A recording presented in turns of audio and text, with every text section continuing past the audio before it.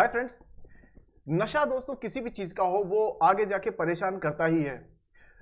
लोग जो है वो नशा करते हैं। किसी को शराब का नशा होता है, किसी को सिगरेट का नशा होता है, किसी को ड्रग्स का नशा होता है, किसी को अफीम का नशा होता है। दोस्तों अफीम को ना इंग्लिश में कहते हैं ओपीएम। लेकिन क्या आप ये मानेंगे कि किसी कंपनी को भी ओपीएम का नशा हो सकता है? आज हम बात करेंगे वो कंपनी जो ओपीएम एडिक्ट है। मैं अफीम की बात नहीं कर रहा हूं, मैं अदर पीपल्स ऑफ मनी की बात कर रहा हूं, अदर पीपल्स मनी। तो आज हम उस कंपनी को पूरा ढंग से डिकोड करेंगे जिसको ओपीएम की आदत पड़ी हुई है। और एक इन्वेस्टर के तौर पे आप इस वीडियो के लास्ट तक समझ जाएंगे कि हमें स्टॉक मार्केट में किन किन चीजों का खास तौर पे ध्यान रखना चाहिए ऐसी कंपनीज में। तो बहुत इंटरेस्टिंग, बहुत ही यूजफुल एंड बहुत इंफॉर्मेटिव वीडियो दोस्तों आज का है। बहुत स्पेशल वीडियो है, पूरा जरूर देखेंगे तभी आपको फायदा मिलेगा। Let's begin Sagarnomics.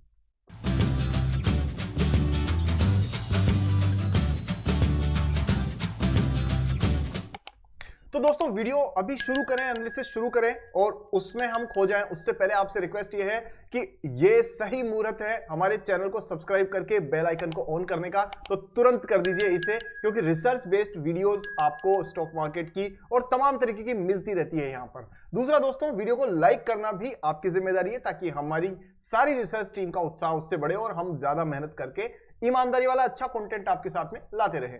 तो दोस्तों आपने वीडियो को लाइक कर दिया, चैनल सब्सक्राइब करके बेल आइकन ऑन कर दिया। अब हम शुरू करते हैं एनालिसिस हमारी उस कंपनी का जिसका नाम है जोमैटो। और कौन सा? A tomato with a zing, that is called Zomato. यही था इनके गोयल साहब ने जब ये शुरू की थी कंपनी, उनका आइडिया। तो देखते हैं कंपनी में क्या पॉजिटिव है क्या नेगेटिव है और मैं क्यों इसे ओपीएम एडिक्ट कह रहा हूं।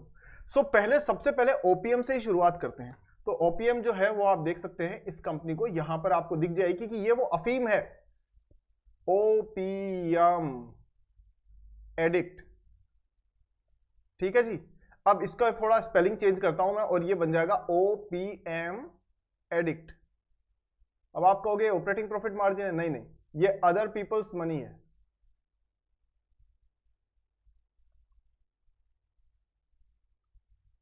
ठीक है। और अब आप इस न्यूज में इस चीज को होता हुआ देखेंगे।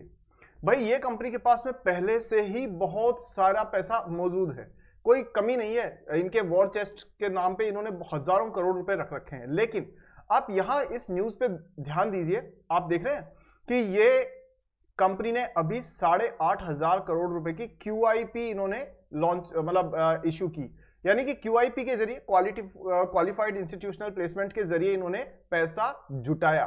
और क्यों जुटाया, इसका इनका कहना है कि भाई साहब हम ना 5% डिस्काउंट पर आपको शेयर्स जो है वो दे देंगे, लेकिन हमको 8,000 8,500 करोड़ रुपए आप दे दीजिए, $1 बिलियन के आसपास में। और क्यों दे दीजिए?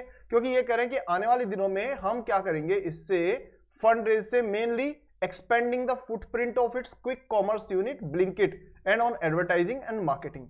भाई ये बताइए, आप इतने टाइम से बिजनेस में हैं और आपका ध्यान प्रॉफिट की जगह पे दूसरे लोगों से पैसा उधार ले लेकर के ग्रो करने पे क्यों लगा हुआ है? भाई तू भी उधार दे दे, भाई तू भी उधार दे दे, भाई आप लोग भी उधार दे दो। बस अपनी जेब में पैसे नजर आने चाहिए, ऑपरेटिंग प्रॉफिट मार्जिन नहीं बल्कि अदर पीपल्स मनी नजर आनी चाहिए।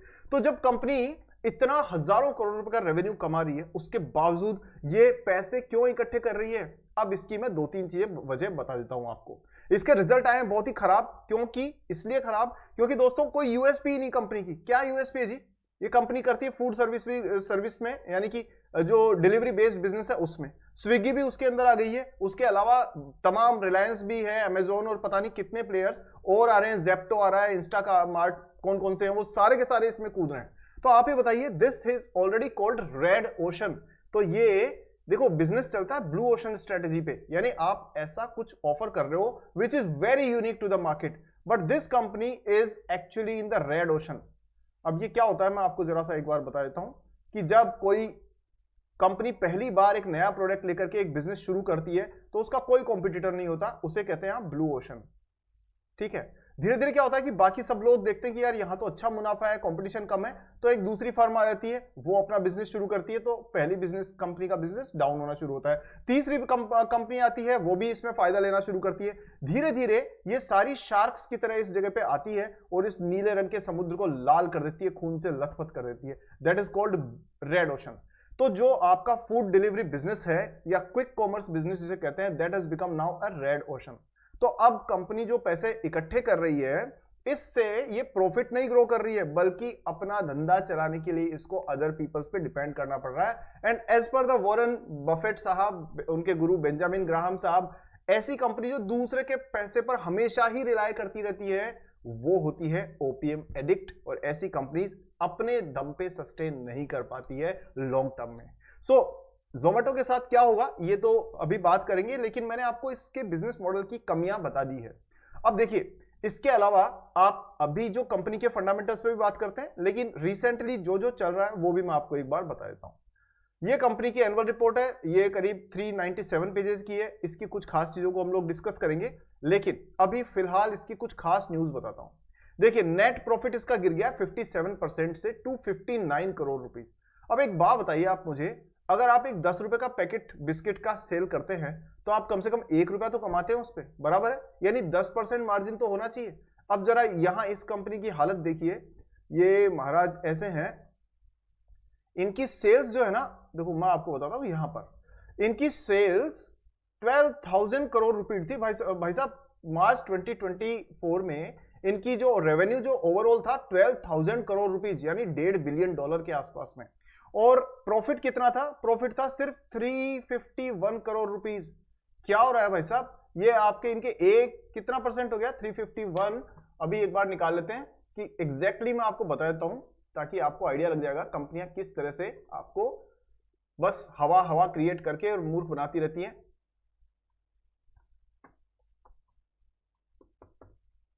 तो ये हो गया भाई साहब, इंटू 100 कर देते हैं इसको, ताकि आपको बिल्कुल क्लियर परसेंटेज दिख जाए, हर व्यक्ति समझ पाए। 2.9% का मार्जिन है। कितना है जी? 2.9%, यानी 3% से कम का मार्जिन लेके चलने वाली ये कंपनी है।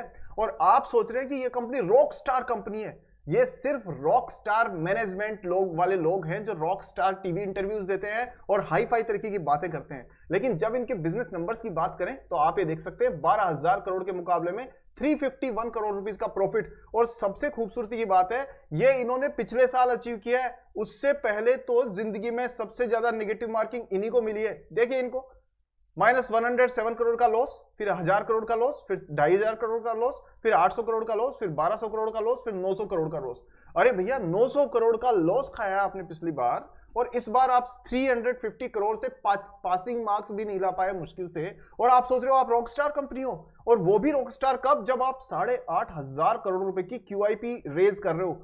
ठीक है, यानी 300 करोड़ रुपए आपने कमाए प्रॉफिट के, और उसके बदले में ये दिखा करके आपने इन्वेस्टर से 8,500 करोड़, यानी इससे कितना ज्यादा हो गया? इससे करीब करीब 20-25 गुना ज्यादा पैसा आपने इकट्ठा कर लिया। और किस लिए इकट्ठा कर लिया? कि भाई हम तो मार्केटिंग करेंगे, एडवर्टाइजिंग करेंगे, कंपटीशन ज्यादा हो रहा है, तो आपको अपने बिजनेस से पैसा इकट्ठा करने में जोर आ रहा है क्या?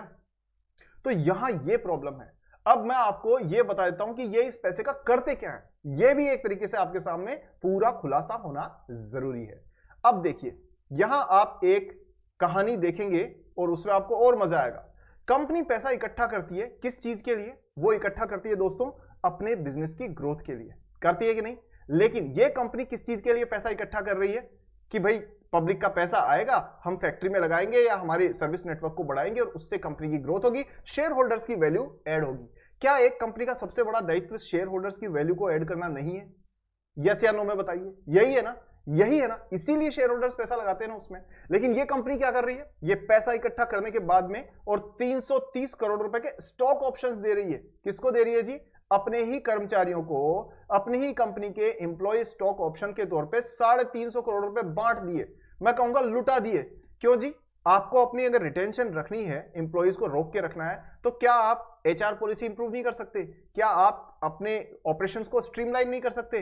बस आप एम्प्लॉयज की जेब में जबरदस्ती पैसा डालते रहिए ताकि वो आपके यहां पे टिके रहें। लेकिन पैसा क्या डालिए, मैं कहां मना कर रहा हूं, मैं कहां मना कर रहा हूं, डालिए, जरूर डालिए। लेकिन वो पैसा कहां से आना चाहिए?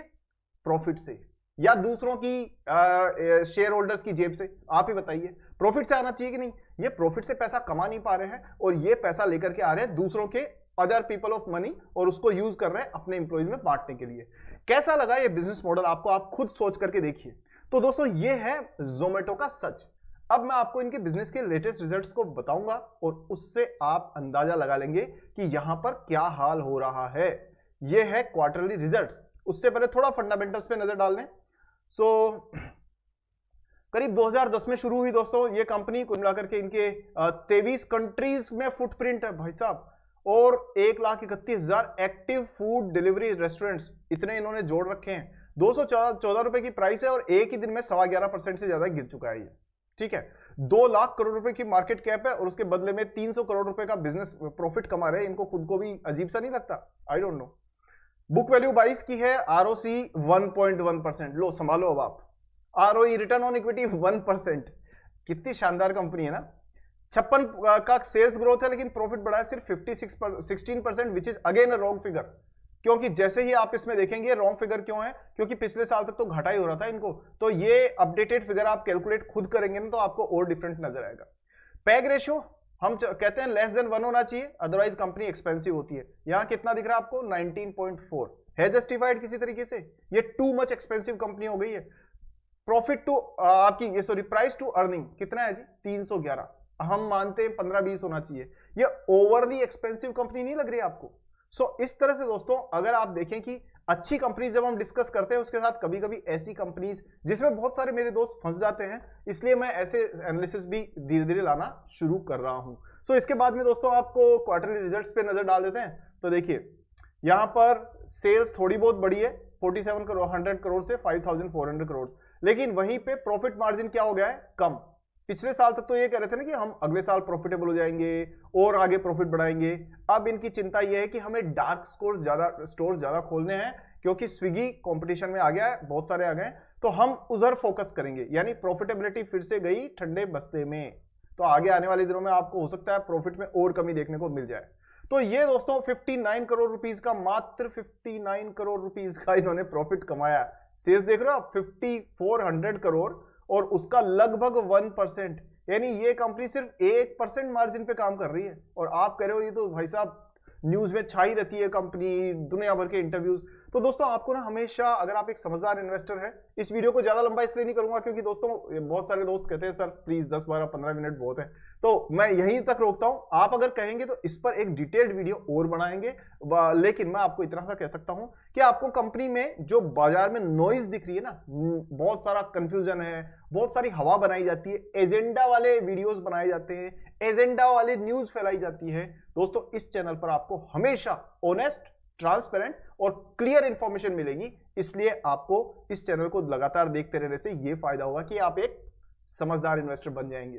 सो आप न्यूज देखिए, उसका मीनिंग अपने हिसाब से निकालिए, नॉइज से दूर रहिए। दोस्तों आज की वीडियो में इतना ही। टेक्निकल एनालिसिस में नहीं कर पाया, आई एम रियली सॉरी। आगे वाली वीडियो में जरूर करेंगे। आपको अगर चाहिए तो मुझे बताइए कमेंट्स में।